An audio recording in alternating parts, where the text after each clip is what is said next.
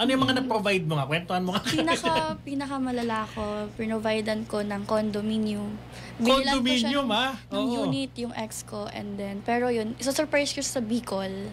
Then, Pero pagpunta ko doon, ako na-surprise. kasi, Nalaman ko na 3 kaming girlfriend niya. so paano yung condo? When I mean, ano to, binili mo to for installment, tapos binigay mo sa kanya? O, Yeah, kasi gustong-gusto niya mag-work in Manila, taga Bicol siya, and wala siyang power to buy a condominium here.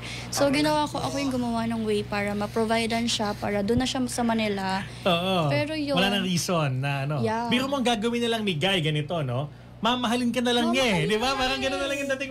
O may bahay na ako. Mamahalin ko na lang to, tapos magkatrabaho ako, wala na akong paproblemahin. Yeah, Oo. mamahalin na lang niya ako, pero wala. Pinili niya yung other girl niya. Pero ano ba to? Nalaman ba niya na nabilhan mo na siya? Nagamit ba niya yung condo? Ano? No, hindi niya na nagamit kasi pangalawang beses na yun since 3 kami.